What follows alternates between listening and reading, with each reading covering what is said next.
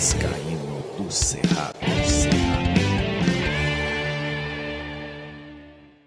Fala galera vascaína, eu sou o Thiago Fontes, falo direto de Brasília, Distrito Federal, trazendo mais um vídeo para o canal. Vamos trocar uma ideia em dia de jogo. O Vasco entra em campo hoje contra o Bragantino, para ansiedade e desespero de muita gente, felicidade de outros. Vamos ver aí, o Vasco que precisa dessa vitória. O Campeonato Brasileiro tem ajudado as rodadas, e a gente vai falar sobre ela aqui. Antes eu vou pedir para você deixar o joinha, deixa o like, se inscreve no canal, né, que é importante para ele ser indicado no YouTube. Tem bilhete hoje da 1xBet, 1xBet é parceira do canal, né? Eu botei aí que no jogo Bragantino e Vasco vai sair mais de um gol na partida. Palmeiras e Cruzeiro vai dar Palmeiras ou empate.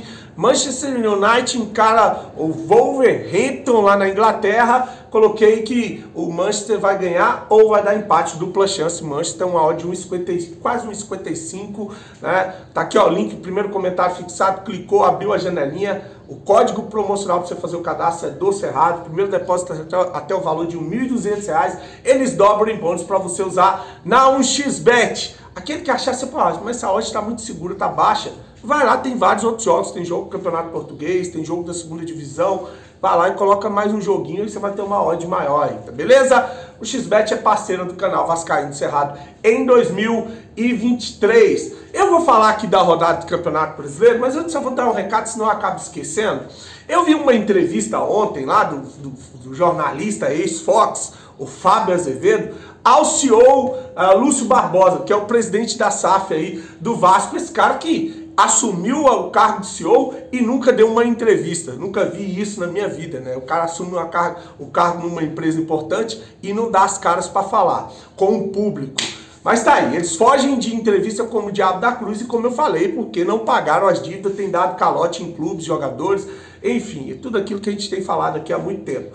Quando um jornalista tem a possibilidade de perguntar ao CEO, que tem corrida de entrevista, as perguntas que a gente quer ouvir, as respostas, o cara simplesmente faz de conta que não existem questionamentos, né? Vou falar de São Januário e Maracanã. Não é que eu não acho que não tenha que trazer o assunto de São Januário e Maracanã. São assuntos relevantes. Só que são perguntas docinhas, né? Parece que é uma coisa combinada, né? É nojento ver os jornalistas setoristas que cobrem o Vasco da Gama. Aí tá lá na live do Edmundo, tá todo mundo bravão, a 777 não coloca dinheiro no Vasco, tá dando calote em empresário, tá dando calote em time, agora o Atlético Tucumã colocando o Vasco ali, ou ir na FIFA para receber do Vasco, o Atlético Mineiro com o CEO, com o executivo do Atlético Mineiro fazendo piadinha sobre a janela do Vasco, contratar assim é fácil, não paga, aí é fácil contratar assim.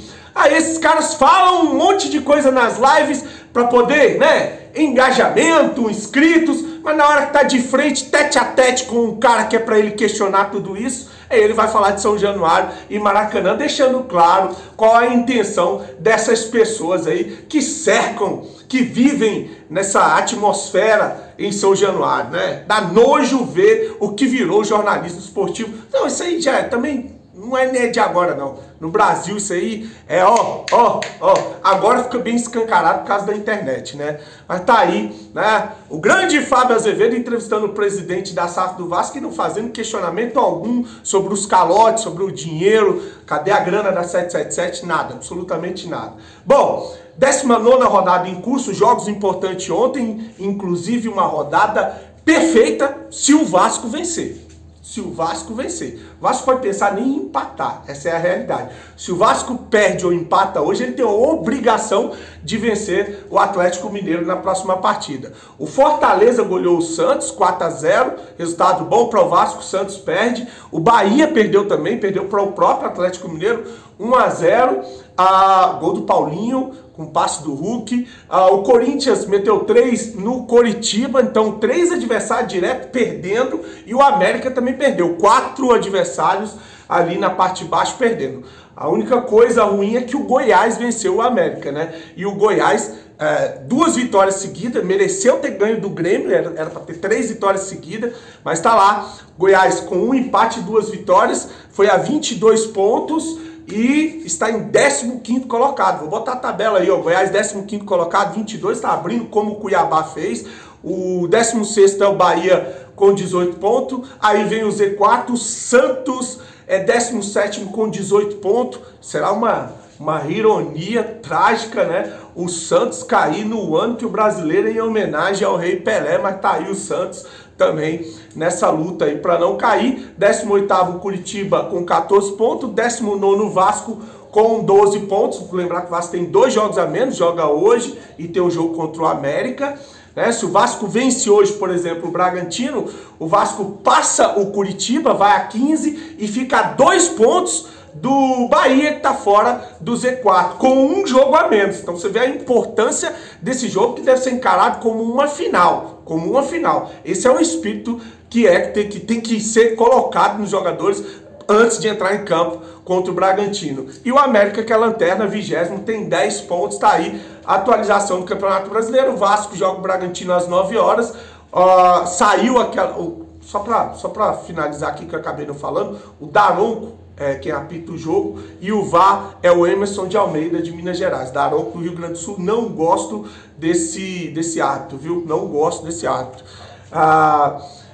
Saiu a relação de jogadores que foram para São Paulo. 3 jogadores estão fora aí que chamam a atenção. Um é o Prachetes, né? Como a gente já explicou, ele pertence ao Bragantino. Para jogar tinha que pagar uma multa. O Rossi, como eu falei, tinha meses que não jogava, tá aí se colocando em condições físicas, deve estar à disposição no jogo contra o Atlético Mineiro. E o Miranda nem viajou, tá fora também dos relacionados para esse jogo. A provável escalação saiu no GE, ela tem o Léo Jardim, Bambu assumindo a vaga do Pumita no banco para um zagueiro que vai fazer a função de lateral, e esse zagueiro é o Bambu. Eu teria vergonha. O Pumita, defensivamente, é uma negação. Medel, Léo e Piton. Aí o GE diz que é o Jair, que vai ser o primeiro volante. Marlon Gomes e Paulinho.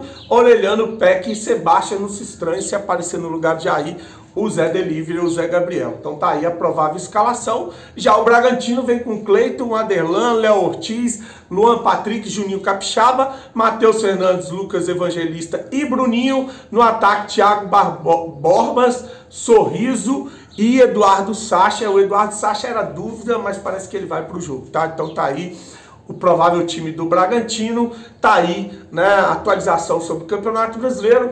Vamos torcer para o Vasco vencer o Bragantino hoje, que é o que importa. O Vasco vai se colocar em condições de brigar para sair dessa situação ruim. Bom, 2 informações para finalizar o vídeo. A primeira é o lateral esquerdo Riquelme, que teve aquela lesão séria no joelho, ficou mais de um ano sem jogar, voltou a treinar. Ele não faz parte dos planos da comissão técnica do Vasco, deve estar de saída.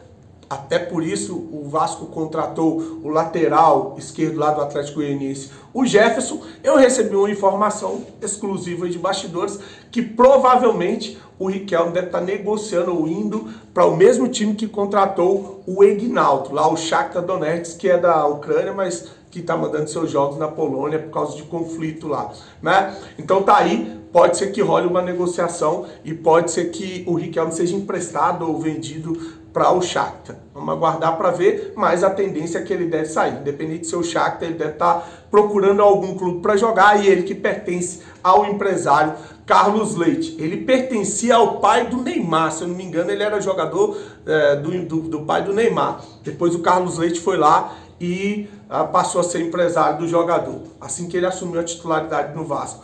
Bom, naquela época, né? Sei lá, parou de gravar, acabou a memória. Mas vamos lá, vamos para finalizar aqui só uma última informação. O volante belga Radja Nainggolan foi oferecido ao Vasco da Gama. Ele tem visto as últimas movimentações aí com relação ao francês, né, o Payet. E como ele está sem clube, tem 35 anos, parece que tentou aí uma cavada para vir jogar no Vasco. Ele já está seguindo o Vasco nas redes sociais, o Vasco está seguindo o jogador e rola uma conversa, tá rolando uma conversa. Ele teve passagem pela Roma, onde foi destaque, Roma e Inter de Milão, e também estava jogando ultimamente, né? Estava jogando na 2ª divisão do campeonato italiano. Então tá aí, eu não sei aonde é que vou enfiar tanto estrangeiro no Vasco, né? Só pode 7. por jogo. O Vasco tem 9 estrangeiros. E aí tem muita gente já descartando o Galarza e o Carabarral. Beleza, vai para 7. Mas aí vem esse holandês e estão falando também no chileno Alex Sanches, que parece estar procurando casa no Rio de Janeiro, teve sondagem do Botafogo e do Vasco, pode sim jogar no Vasco. Ele que jogou junto com o Payet lá no Olympique de Marseille. E é um baita de um jogador esse Alex Sanches. Se chegar, esse eu tiro meu chapéu também para essa contratação. Só não sei aonde, repito, aonde vão enfiar tanto estrangeiro. Mesmo eliminando 2, chega esses 2, vai para 9 de novo. Mais 2 vão ter que rodar. Será que é o Pumita? Vão vender o Pumita? Não sei. Vamos ver aí o que vai acontecer com relação a tanto estrangeiro no Vasco, beleza? Mas chegando estrangeiro de qualidade, para mim, não vou contestar nem reclamar, tá? Esse Alex Sanches é um baita de um jogador, repito, seria uma baita de uma contratação. Vamos torcer aí pro Vasco vencer hoje e se colocar em condições de brigar de novo aí para não cair para a segunda divisão, independente de qualquer cisma, briga, de qualquer coisa que a gente está debatendo com relação a esse negócio feito pelo Vasco da Gama, a abertura do contrato, uma eleição que está chegando. Futebol é uma coisa, gestão e política a gente tem que discutir separadamente. Desejar para você uma semana abençoada, grande abraço, curte o vídeo, inscreve no canal, fique com Deus e saudações vascaínas.